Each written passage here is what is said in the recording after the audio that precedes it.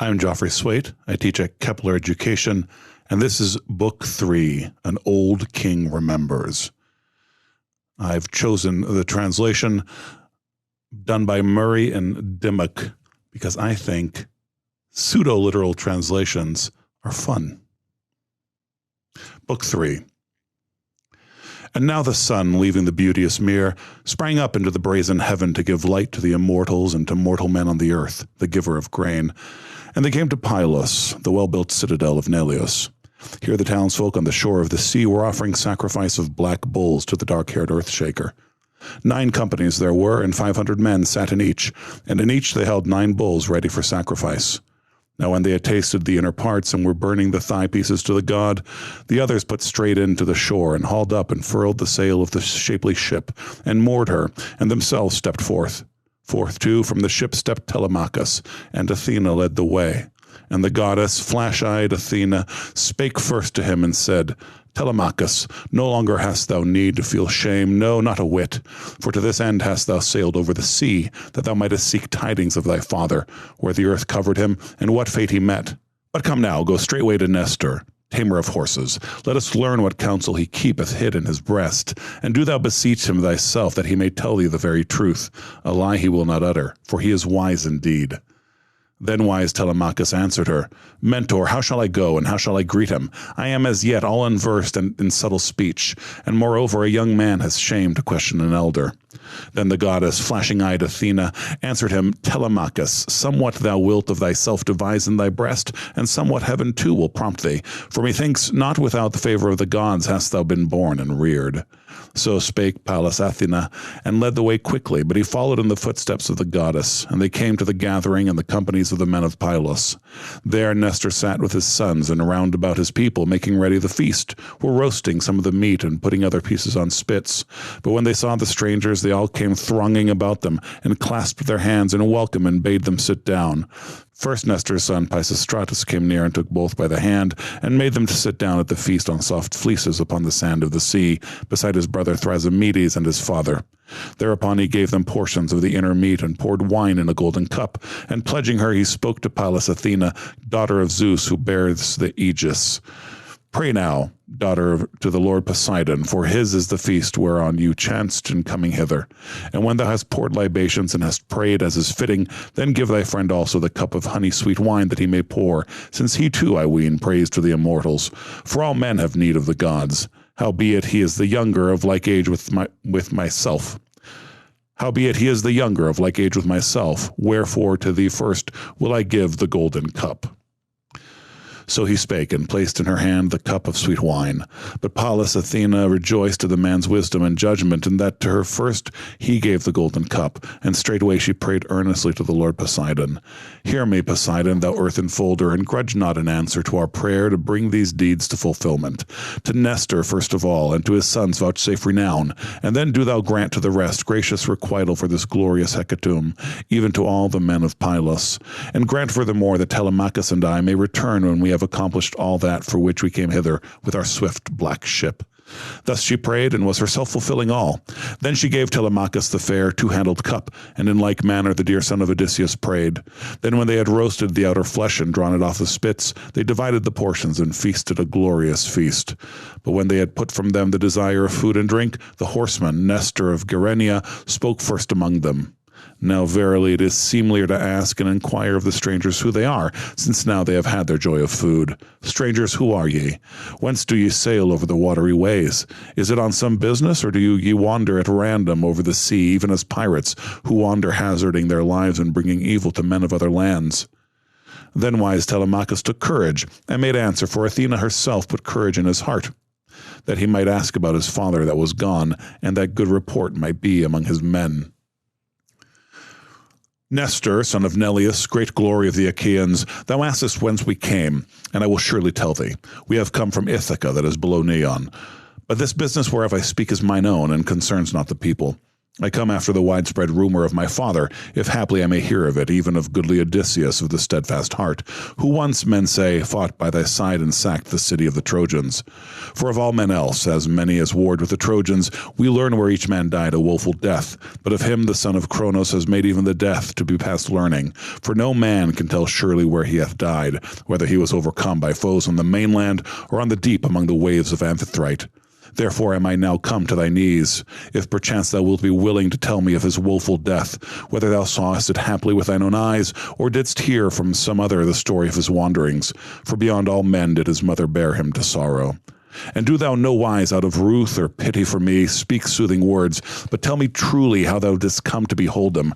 I beseech thee, if ever my father, noble Odysseus, promised aught to thee of word or deed, and fulfilled it in the land of the Trojans, where you Achaeans suffered woes, be mindful of it now, I pray thee, and tell me the very truth. Then the horseman, Nestor of Gerenia, answered him, My friend, since thou hast recalled to my mind the sorrow which we endured in that land, we sons of the Achaeans, unrestrained and daring, all that we endured on shipboard as we roamed after booty over the misty deep whithersoever Achilles led, and all our fightings around the great city of King Priam, lo, there all our best were slain. There lies warlike Aias, there Achilles, there Patroclus, the peer of the gods in council, and there my own dear son, strong alike and peerless, Antilochus, preeminent in speed of foot and as a warrior. Aye, and many other ills we suffered beside these. Who of mortal men could tell them all? Nay, if for 5 years' space or 6 years' space thou wert to abide here, and ask if all the woes which the goodly Achaeans endured there, thou wouldest grow weary ere the end and get thee back to thy native land. For 9 years' space were we busied plotting their ruin with all manner of wiles, and hardly did the son of Cronos bring it to pass. There no man ventured to vie with him in council, since goodly Odysseus far excelled in all manner of wiles, thy father, if indeed thou art his son. Amazement holds me as I look on thee, for verily thy speech is like his, nor would one think that a younger man would speak so like him. Now all the time that we were there, goodly Odysseus and I never spoke at variance either in the assembly or in the council, but being of one mind advised the Argives with wisdom and shrewd counsel how all the might be for the best. Now all the time that we were there, goodly Odysseus and I never spoke at variance either in the assembly or in the council, but being of one mind advised the Argives with wisdom and shrewd counsel how all might be for the best. But when we had sacked the lofty city of Priam, and had gone away in our ships, and a god had scattered the Achaeans, then, even then, Zeus planned in his heart a woeful return for the Argives, for in no wise prudent or just were all. Wherefore many of them met an evil fate through the fell wrath of the flashing-eyed goddess, the daughter of the mighty sire, for she caused strife between the two sons of Atreus. Now these two called to an assembly of all the Achaeans, recklessly and in no due order at set of sun, and they came heavy with wine, the sons of the Achaeans, and they spoke their word, and told wherefore they had gathered the host together.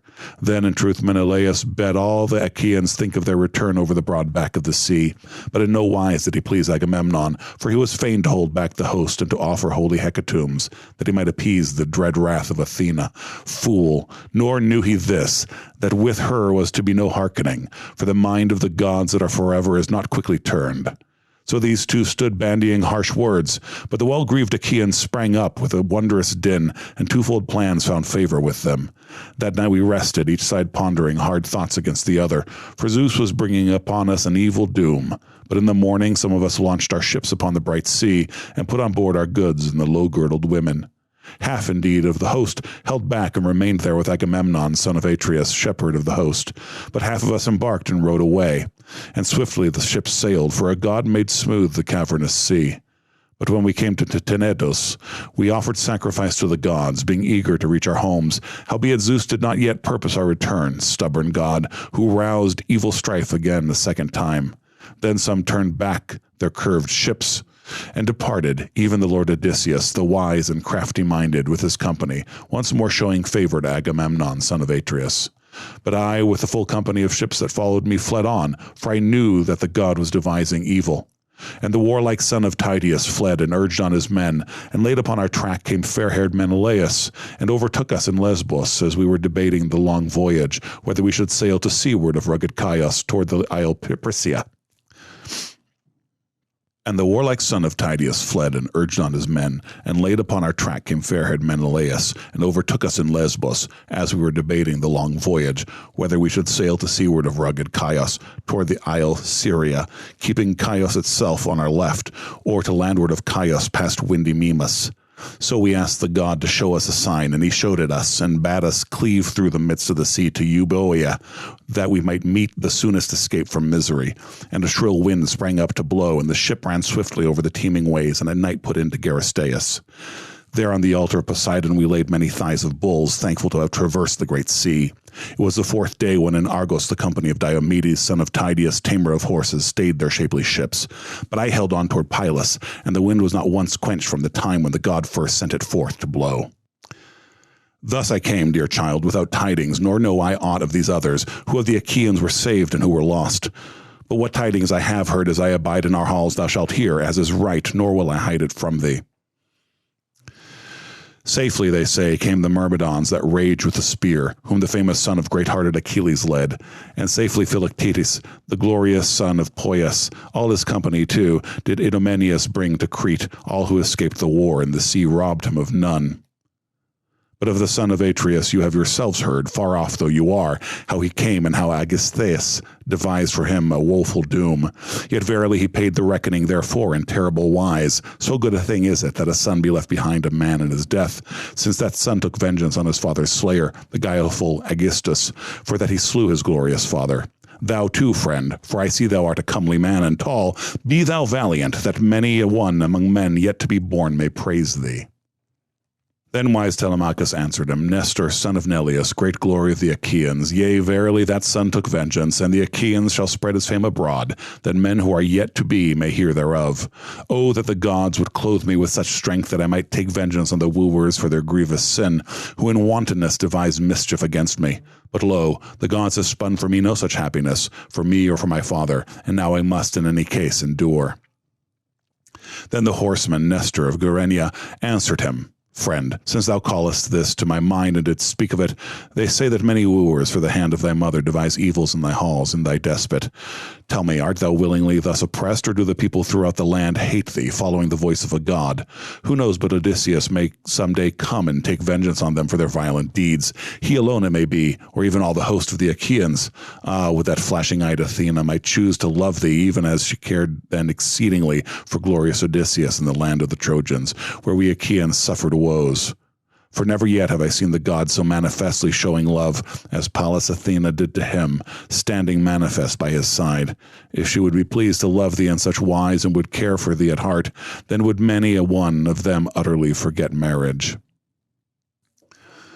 Then wise Telemachus answered him, Old man, in no wise do I deem that this word will be brought to pass. Too great is what thou sayest. Amazement holds me. No hope have I that this will come to pass. No, not though the gods should so will it. Then the goddess, flashing-eyed Athena, spoke to him and said, Telemachus, what a word has escaped the barrier of thy teeth. Easily might a god who willed it bring a man safe home, even from afar. But for myself I had rather endure many grievous toils ere I reached home and saw the day of my returning, than after my return be slain at my hearth, as Agamemnon was slain by the guile of Aegisthus and of his own wife. But of a truth death that is common to all. The gods themselves cannot ward from a man they love when the fell fate of grievous death shall strike him down. Then wise Telemachus answered her, Mentor, no longer let us tell of these things despite our grief. For him no return can ever more be brought to pass. Nay, ere this the immortals have devised for him death and black fate. But now I would make enquiry and ask Nestor regarding another matter, since beyond all others he knows judgments and wisdom. For thrice, men say, has he been king for a generation of men, and like unto an immortal he seems to me to look upon. Nestor, son of Neleus, do thou tell me truly, how was the son of Atreus, wide-ruling Agamemnon, slain?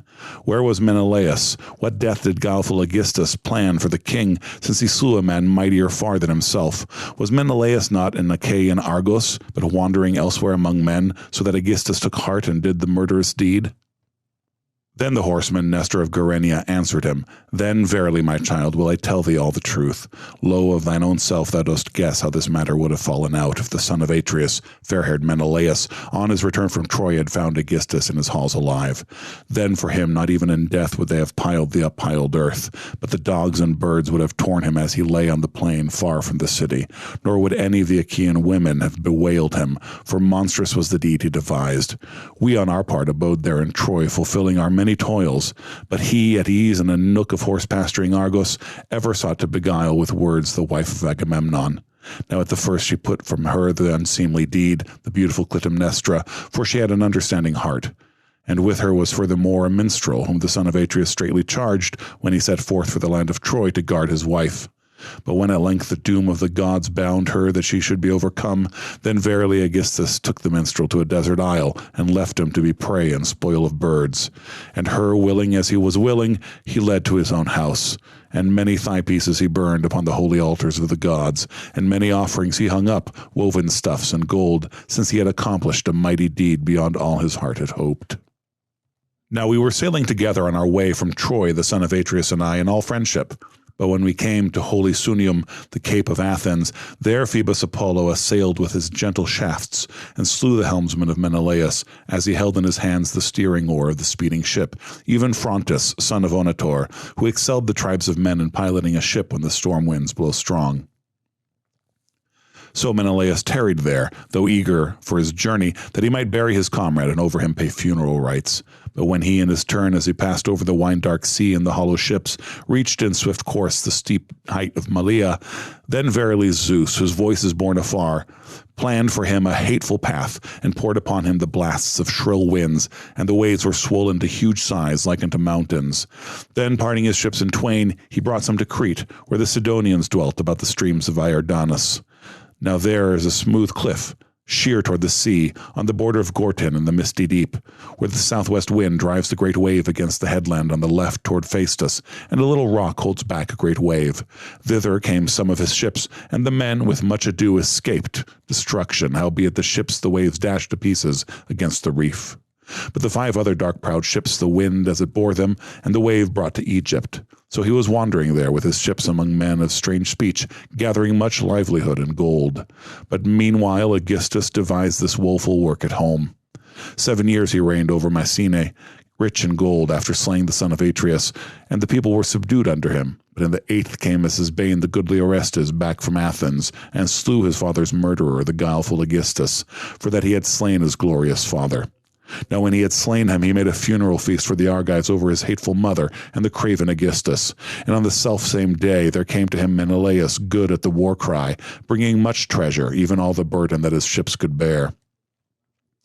So do not thou, my friend, wander long far from home, leaving thy wealth behind thee, and men in thy house so insolent, lest they divide and devour all thy wealth, and thou shalt have gone on a fruitless journey.